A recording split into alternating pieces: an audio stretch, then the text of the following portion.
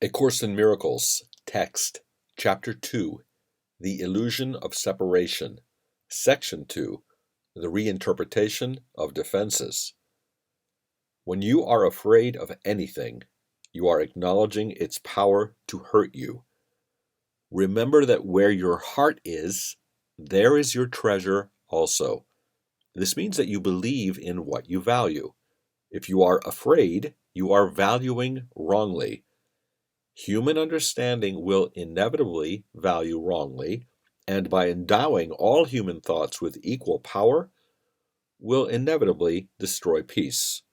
That is why the Bible speaks of the peace of God which passeth human understanding. This peace is totally incapable of being shaken by human errors of any kind. It denies the ability of anything which is not of God to affect you in any way. This is the proper use of denial. It is not used to hide anything, but to correct error.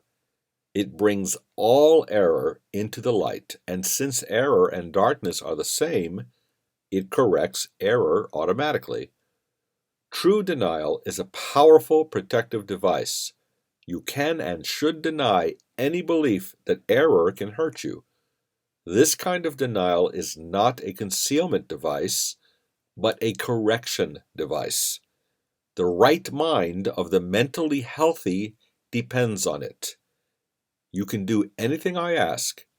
I have asked you to perform miracles and have made it clear that miracles are natural, corrective, healing, and universal.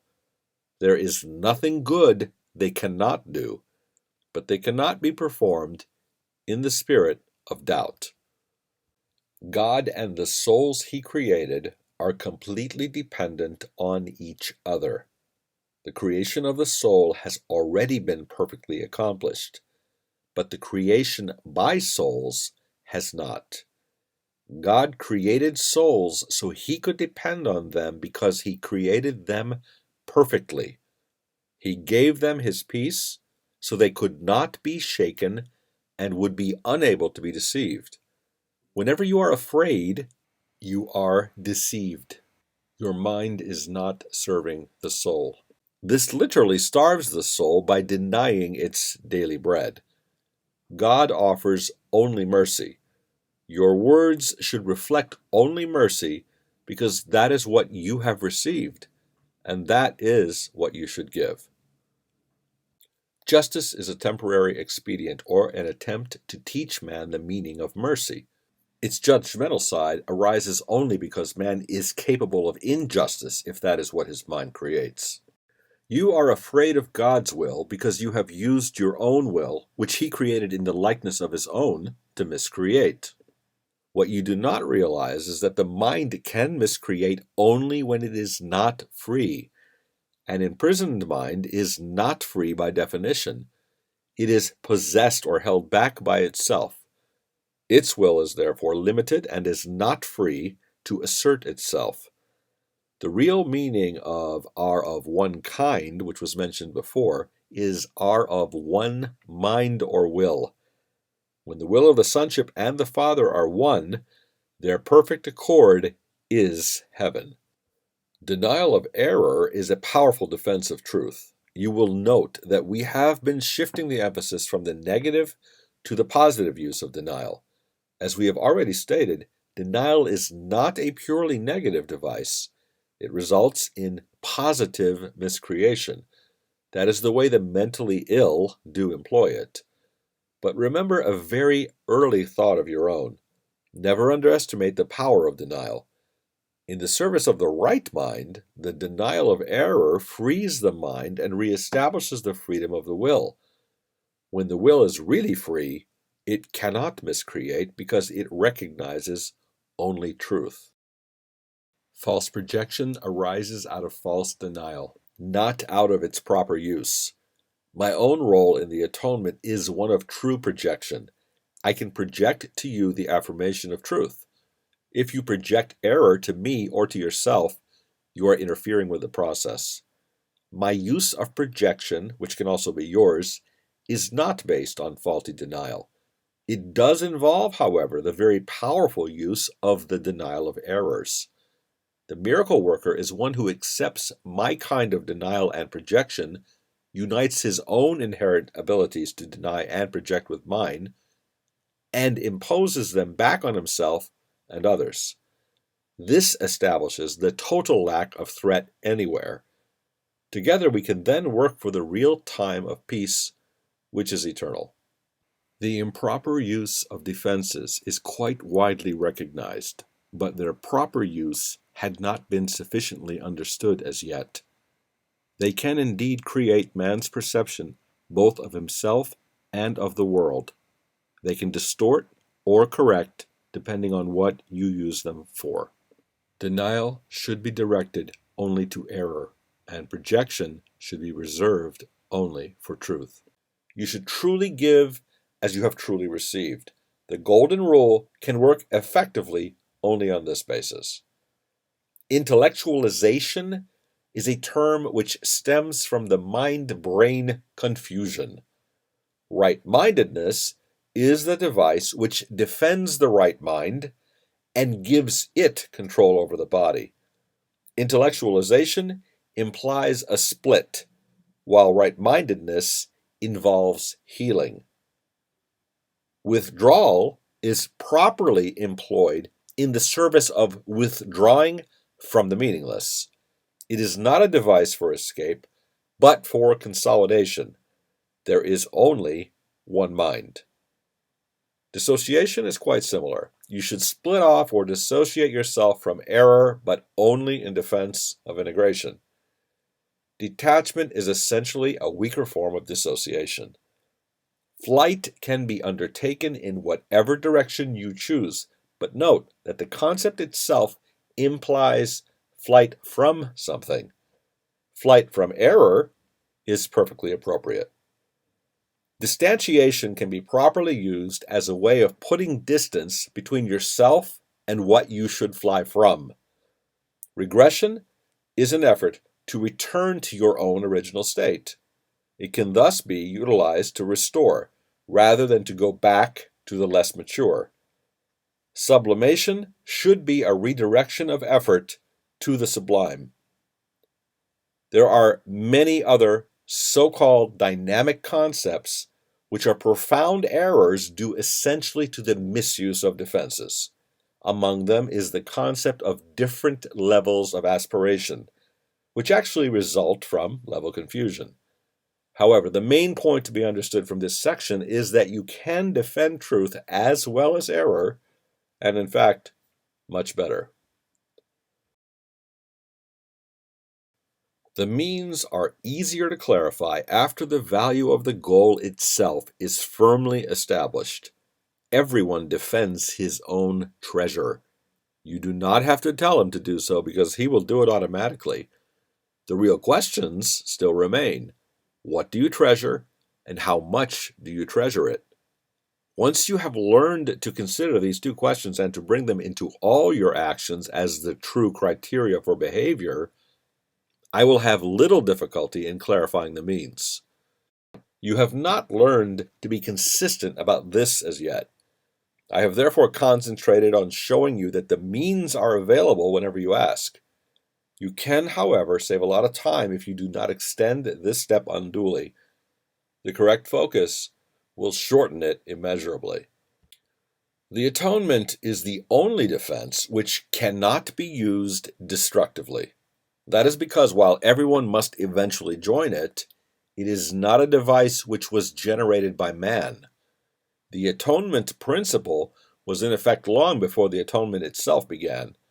The principle was love, and the atonement itself was an act of love. Acts were not necessary before the separation because the time-space belief did not exist. It was only after the separation that the defense of atonement and the necessary conditions for its fulfillment were planned. It became increasingly apparent that all of the defenses which man can choose to use constructively or destructively were not enough to save him. It was therefore decided that he needed a defense which was so splendid that he could not misuse it, although he could refuse it. His choice could not, however, turn it into a weapon of attack, which is the inherent characteristic of all other defenses. The atonement thus becomes the only defense which is not a two-edged sword.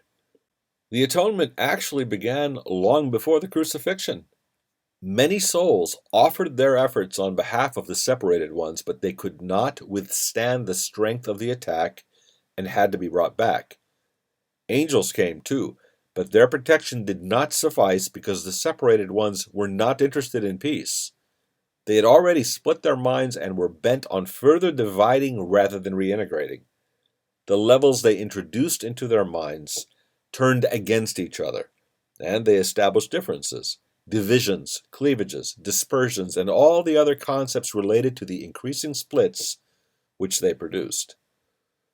Not being in their right minds, they turned their defenses from protection to assault and acted literally insanely. It was essential to introduce a split-proof device which could be used only to heal, if it were used at all. The atonement was built into the space-time belief in order to set a limit on the need for the belief and ultimately to make learning complete. The atonement is the final lesson. Learning itself, like the classrooms in which it occurs, is temporary. The ability to learn has no value when change of understanding is no longer necessary. The eternally creative have nothing to learn. Only after the separation was it necessary to direct the creative forces to learning because changed behavior had become mandatory. Men can learn to improve their behavior and can also learn to become better and better learners. This serves to bring them into closer and closer accord with the sonship. But the sonship itself is a perfect creation, and perfection is not a matter of degree. Only while there are different degrees is learning meaningful. The evolution of man is merely a process by which he proceeds from one degree to the next. He corrects his previous missteps by stepping forward. This represents a process which is actually incomprehensible in temporal terms because he returns as he goes forward. The atonement is the device by which he can free himself from the past as he goes ahead. It undoes his past errors, thus making it unnecessary for him to keep retracing his steps without advancing to his return. In this sense, the atonement saves time, but, like the miracle which serves it, does not abolish it. As long as there is need for atonement, there is need for time. But the atonement as a completed plan does have a unique relationship to time. Until the atonement is finished, its various phases will proceed in time, but the whole atonement stands at time's end. At this point, the bridge of the return has been built. The atonement is a total commitment. You still think this is associated with loss. This is the same mistake all the separated ones make in one way or another. They cannot believe that a defense which cannot attack is the best defense. This is what is meant by the meek shall inherit the earth. They will literally take it over because of their strength. A two-way defense is inherently weak precisely because it has two edges and can turn against the self very unexpectedly. This tendency cannot be controlled except by miracles. The miracle turns the defense of atonement to the protection of the inner self, which, as it becomes more and more secure, assumes its natural talent of protecting others. The inner self knows itself as both a brother and a son. You know that when defenses are disrupted, there is a period of real disorientation accompanied by fear, guilt, and usually vacillations between anxiety and depression. This course is different in that defenses are not being disrupted, but reinterpreted, even though you may experience it as the same thing. In the reinterpretation of defenses, only their use for attack is lost. Since this means they can be used only one way, they become much stronger and much more dependable. They no longer oppose the atonement, but greatly facilitate it. The atonement can only be accepted within you. You have perceived it largely as external thus far, and that is why your experience of it has been minimal. The reinterpretation of defenses is essential in releasing the inner light. Since the separation, man's defenses have been used almost entirely to defend himself against the atonement and thus maintain the separation. They themselves generally see this as a need to protect the body. The many body fantasies with which men's minds are engaged arise from the distorted belief that the body can be used as a means for attaining atonement. Perceiving the body as a temple is only the first step in correcting this kind of distortion. It alters part of the misperception, but not all of it. It does recognize, however, that the concept of atonement in physical terms is not appropriate. However, the next step is to realize that a temple is not a building at all. Its real holiness lies in the inner altar around which the building is built. The inappropriate emphasis men have put on beautiful church buildings is a sign of their fear of atonement and their unwillingness to reach the altar itself. The real beauty of the temple cannot be seen with the physical eye. The spiritual eye, on the other hand, cannot see the building at all because it has perfect sight. It can, however, see the altar with perfect clarity. For perfect effectiveness, the atonement belongs at the center of the inner altar, where it undoes the separation and restores the wholeness of the mind. Before the separation, the mind was invulnerable to fear because fear did not exist. Both the separation and the fear are miscreations of the mind, which must be undone. This is what is meant by the restoration of the temple. It does not mean the restoration of the building, but the opening of the altar to receive the atonement. This heals the separation and places within man the one defense against all separation mind errors, which can make him perfectly invulnerable. The acceptance of the atonement by everyone is only a matter of time. In fact, both time and matter were created for this purpose. This appears to contradict free will because of the inevitability of the final decision. If you review the idea carefully, however, you will realize that this is not true. Everything is limited in some way by the manner of its creation. Free will can temporize and is capable of enormous procrastination, but it cannot depart entirely from its creator, who set the limits on its ability to miscreate by virtue of its own real purpose. The misuse of will engenders a situation which, in the extreme, becomes altogether intolerable. Pain thresholds can be high, but they are not limitless. Eventually, everyone begins to recognize, however dimly, that there must be a better way.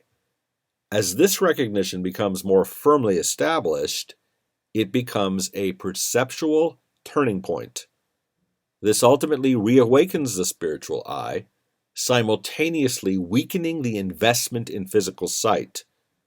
The alternating investment in the two types or levels of perception is usually experienced as conflict for a long time and can become very acute. But the outcome is as certain as God. The spiritual eye literally cannot see error and merely looks for atonement. All the solutions which the physical eyes seek dissolve in its sight. The spiritual eye, which looks within, recognizes immediately that the altar has been defiled and needs to be repaired and protected.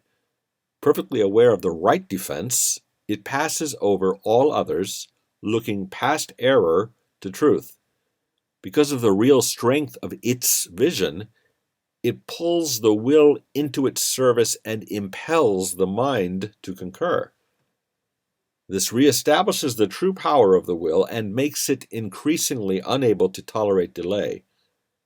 The mind then realizes with increasing certainty that delay is only a way of increasing unnecessary pain, which it need not tolerate at all. The pain threshold drops accordingly, and the mind becomes increasingly sensitive to what it would once have regarded as very minor intrusions of discomfort. The children of God are entitled to perfect comfort, which comes from a sense of perfect trust. Until they achieve this, they waste themselves and their true creative powers on useless attempts to make themselves more comfortable by inappropriate means. But the real means is already provided and does not involve any effort at all on their part. Their egocentricity usually misperceives this as personally insulting, an interpretation which obviously arises from their misperception of themselves. Egocentricity and communion cannot coexist. Even the terms are contradictory. The atonement is the only gift that is worthy of being offered to the altar of God. This is because of the inestimable value of the altar itself. It was created perfect and is entirely worthy of receiving perfection. God is lonely without his souls, and they are lonely without him. Men must learn to perceive the world as a means of healing the separation. The atonement is the guarantee that they will ultimately succeed.